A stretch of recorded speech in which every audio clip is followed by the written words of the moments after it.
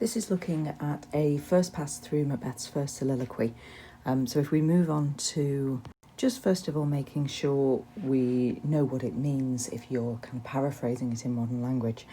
And for those purposes, kind of ignore the annotation for now. So looking at it, Macbeth says, "If it were done when 'tis done, then 'twere well it were done quickly." So the it he's talking about is the murder of Duncan, the regicide, the killing of the king. And you'll notice that he can't name it. He can't actually say or label it as a murder or an assassination or as a regicide. He uses euphemism for this, that idea of using a softer term for a harsher concept all the way through it. And he's saying if it was done when it's done, like if it was over once it's been done, then it were better done quickly. So he wants some sense of finality. He wants some assurance that the murder will be the end of it. But that if, you can see that he's not sure about that. He suspects that there will be implications and consequences beyond it. So then he says, if the assassination could trammel up the consequence, so if what he's about to do, if assassinating the king, could trammel up, and trammel is to kind of catch up with nets. So if it could kind of entrap, if it could limit the consequences, if doing it would put an end to everything, and catch with his surcease success, and those nets that we're talking about, if they would catch with his surcease's ending, success is obviously success.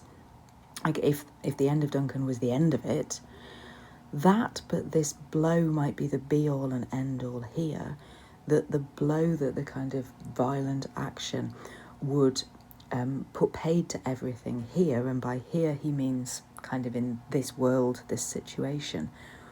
But here, so that's emphatic, upon this bank and shoal of time, so in this world, then we jump the life to come.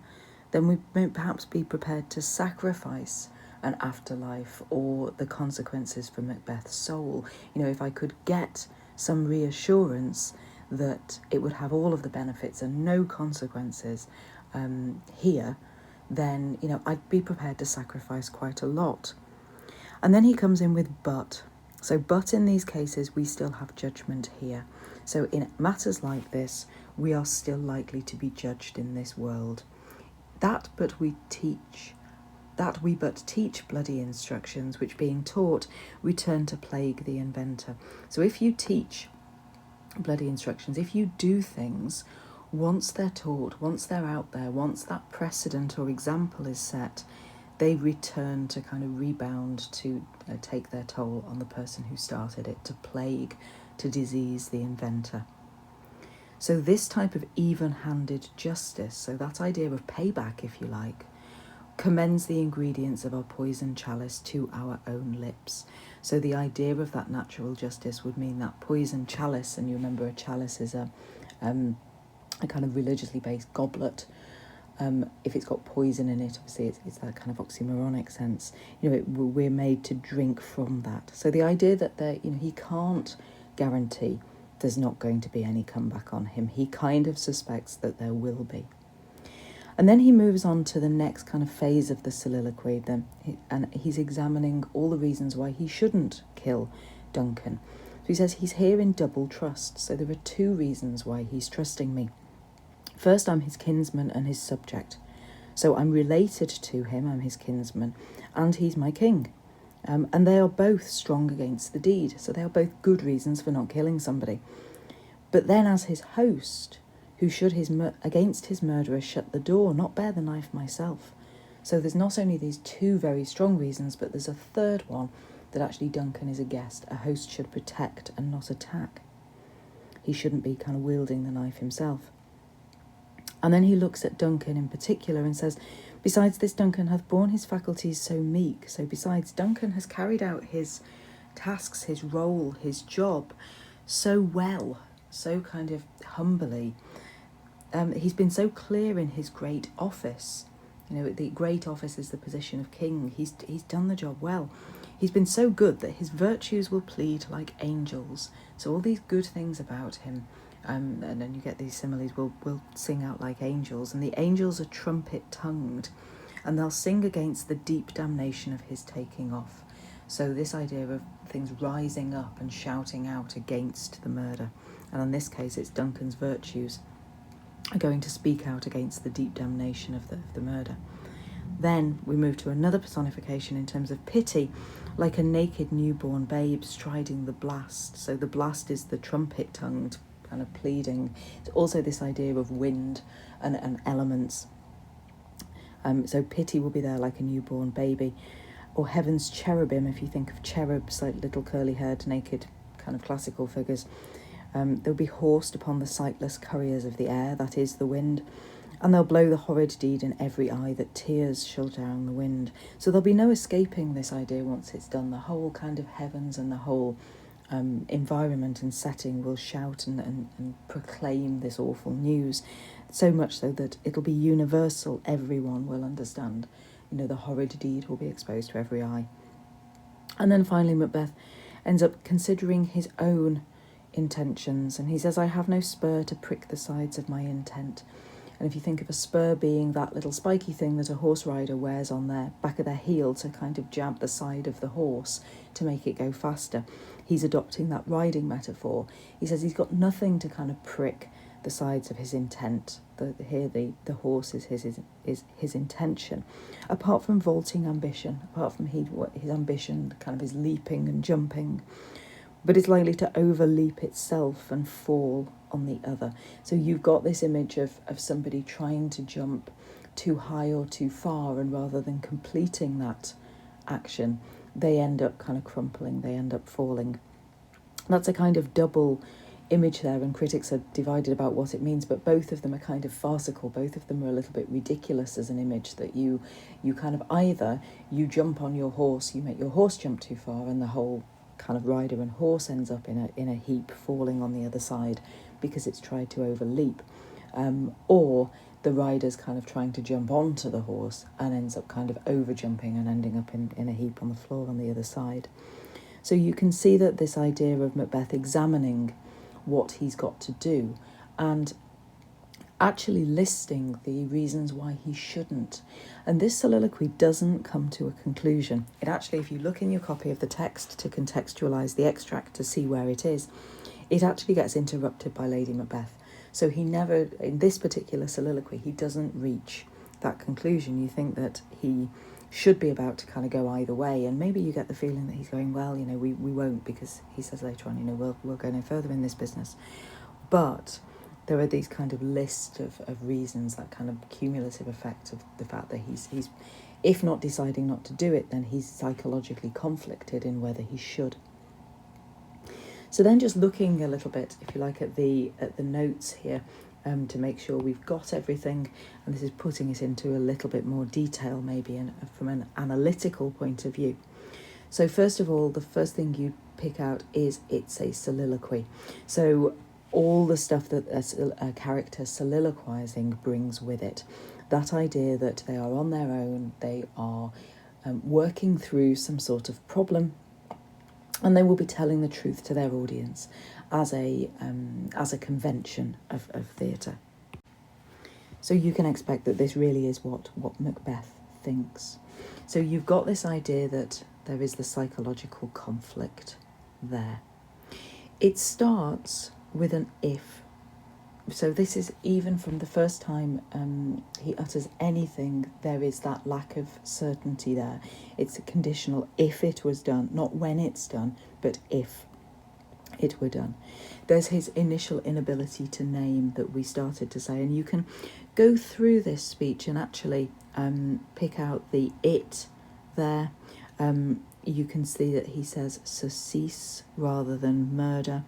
You can see that he refers to it as a blow in terms of trying to reduce, it's going to be a fairly brutal stabbing rather than a blow.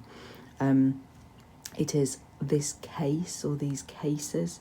So you start to get this kind of build-up of ideas that he shouldn't, he can't name it. Later on you can see kind of 4 or 5 lines up, the horrid deed.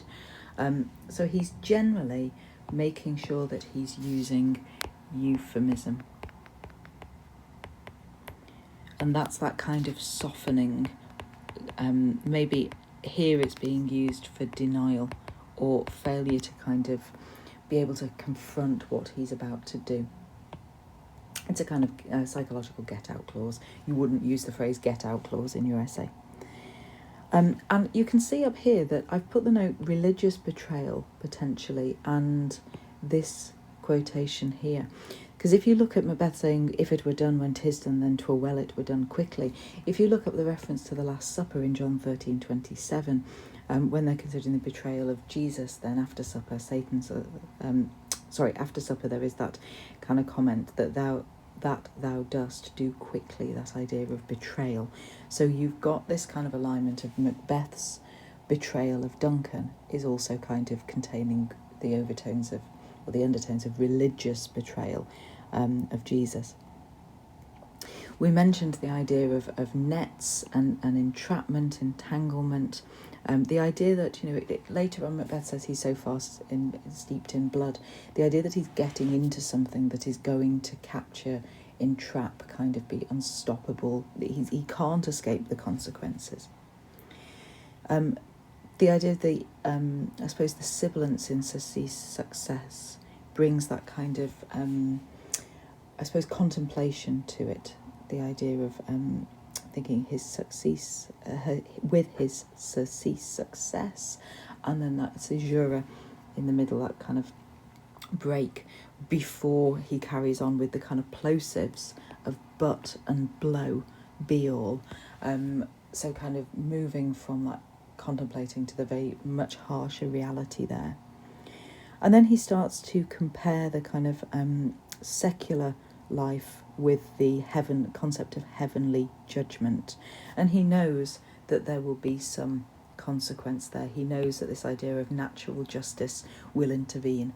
And that is that idea not only picked up later on when it's talking about, the elements themselves will start to plead Duncan's case, will start to protest, but also all of the things you can see in the play about the setting and the kind of natural order of things starting to revolt. So you will get all of that kind of coming together, the idea of the protest.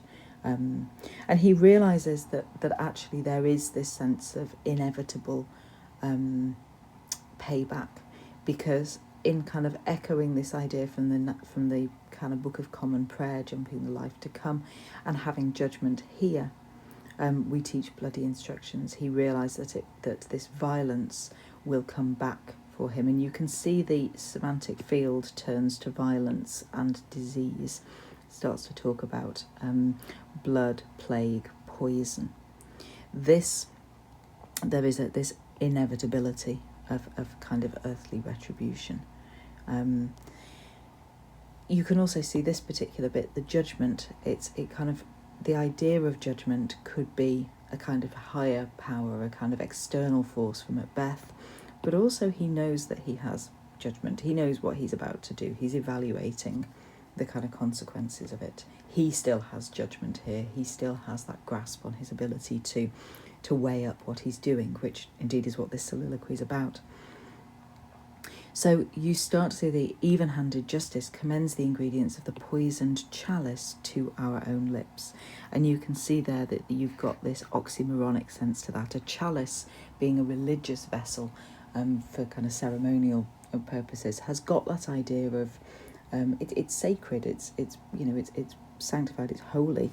So there's a sense of desecration about it, linking him to what he's about to do, that idea of, kind of interrupting the natural order, committing regicide.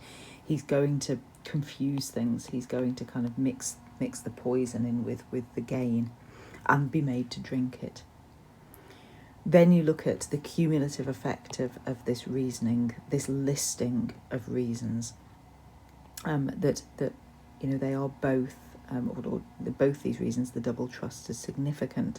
And then additionally, he knows that he should be protecting things.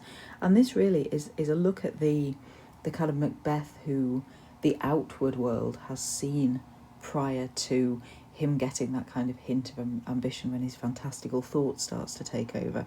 This is Macbeth kind of the related to the king, the loyal subject of the king, protecting good. Looking at, say, the captain's speech, the sergeant's speech in the first act, how is Macbeth presented there? Well, as a good, noble, brave warrior.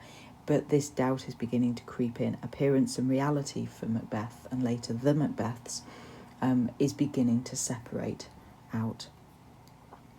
And then we look at this particular idea of Duncan. Meek has biblical connotations. If you think of the meek shall inherit the earth, it's a kind of religiously positive, loaded word. And then there's this kind of run of personification, that he's been so good and so clear that his virtues start to be personified as pleading like angels. Similarly, they are trumpet-tongued, if you think of like kind of heavenly heraldic imagery, that idea of angels trumpeting things out. There is the plosive of the deep damnation in terms of the violence there. All of this religious imagery is supporting Duncan as the archetypal, the kind of typical, the model good king, and in itself a reason why Macbeth shouldn't murder him. So you have the deep damnation of his taking off. There's another euphemism.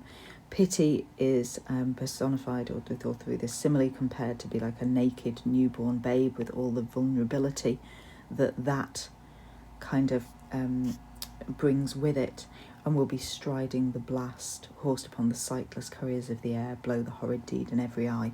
So all of this is this kind of idea of cosmic protest, this idea that the murder of Duncan won't just be a secular, so secular is to do with the world, it won't just be a secular murder, it will be something about which the kind of nature and the heavens protest about.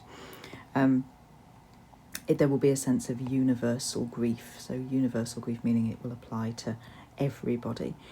And then we mentioned before that you almost... Oh, I've just noticed this little note down here, linked to Lady Macbeth dashing out the brains of her baby. I wonder if there's a connection you could make in terms of how the vulnerable and the innocent fare around the Macbeths. Possibly those two mentions of babies and kind of, I suppose, the Macbeths either ignoring or actively reacting against their vulnerability, refusing to protect them. Remember Lady Macbeth saying, if she was giving suck, she'd dash the infant's brains out. I'm paraphrasing. But maybe comparing that to how Macbeth later treats the Macduff's children, all my pretty ones. So that idea of him hardening himself to that new role of not protecting, but actually attacking. And then you've got the kind of almost near bathos, as I mentioned before, the kind of absurd or farcical idea that his recognition that his intention is vaulting ambition, but him characterising himself as somebody who is going to kind of try and leap on the horse or leap with the horse and falls over. It's almost this sense of bathos, and bathos is when something should be climactic, should build to this great climax, but it kind of falls flat on its face. It's anti-climax. It's not quite funny, but it's certainly a bit of a letdown after you've got this massive build-up. And you've got this massive build-up and then the letdown, and then even more, the soliloquy is unresolved. You get Lady Macbeth walking in to kind of mean that it doesn't reach that sense of resolution, which in itself, for Macbeth's psychological conflict, is significant. The audience at that point don't know which way he's going to go. And also that kind of lack of resolution means that he is then vulnerable to Lady Macbeth's own kind of psychological manipulation, because you think she has no such qualms, she has no such hesitation about what they're about to do. Almost, he's thinking of the idea of the newborn baby more sympathetically, while she's metaphorically preparing to dash its brains out. Lady Macbeth is a lot more certain than her husband. I hope that helps. Let me know if you have any questions.